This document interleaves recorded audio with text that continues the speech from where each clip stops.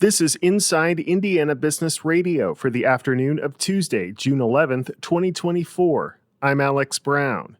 The State Budget Committee today approved more than $255 million in funding for the Indiana Department of Transportation to support 6 Welcome Center renovation projects. INDOT CFO Joe Gustin said the projects include the addition of hundreds of new semi-trailer parking spaces with the goal of improving safety. We are getting accolades from Federal Motor Carrier Safety Administration for the work we're doing, adding all of these heavy-duty truck parking spaces. I mean, anyone that can travel the interstates at night or early in the morning will see all of these semis lined up on the ramps, and adding 1,200 additional spots will help alleviate that safety situation. The state was awarded $600 million in federal funding for the overall effort, which will ultimately improve 21 welcome centers, and the funding approved by the State Budget Committee comes from that allocation. High Alpha, an Indianapolis-based venture firm that invests in early-stage software-as-a-service companies, has closed on a $125 million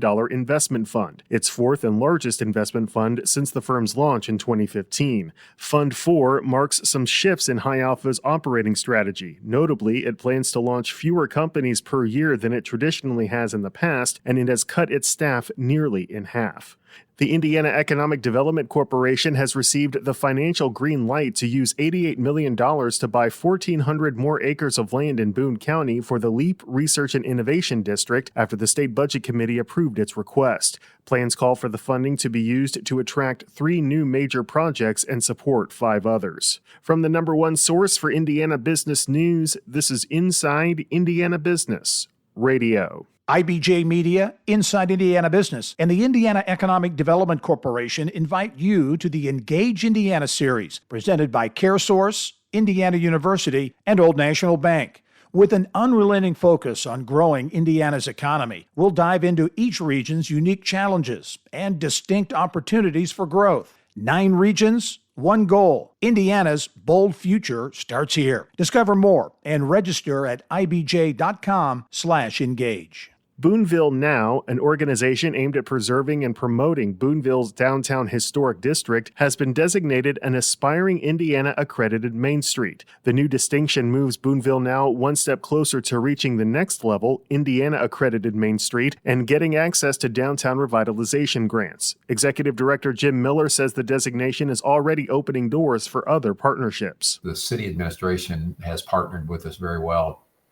Not only do they help finance my position along with the county commissioners, but they also approved $100,000 worth of economic development money that Boonville Now can then use to give out facade grants to help the downtown merchants spruce up the outsides of their building to make them look nicer and that type of thing. As Boonville Now works toward full Indiana accredited Main Street status and maintaining that designation, Miller credits the county, the city administration, and the Boonville Merchants Association for their support.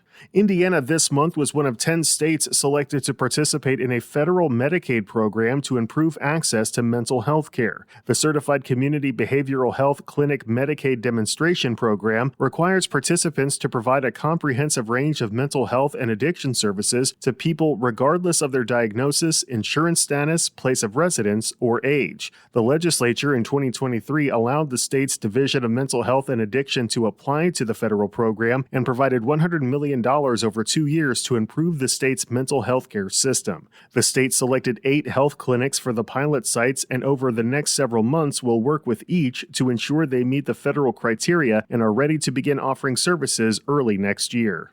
The U.S. Olympic swim trials kick off this weekend in downtown Indianapolis, and all of the water to fill 2.5 Olympic pools comes from a single hydrant just outside Lucas Oil Stadium. Then 2 Indiana companies take over to make sure it's ready for showtime. Citizens Energy Group is providing the water, and Spear Corporation in Putnam County is handling the filtration and purification efforts. President Brian Spear. And we're flowing about 3,000 gallons a minute for each pool.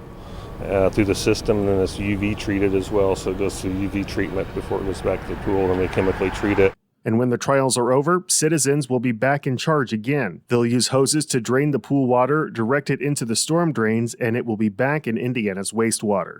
Former Pacer Sports and Entertainment CEO Rick Fuson is this week's guest on the Business and Beyond podcast with Gary Dick, presented by PNC, a weekly conversation with high-profile Hoosiers in business, sports, and entertainment, and beyond. Available now from your favorite podcast provider. I'm Alex Brown for Inside Indiana Business Radio on Demand.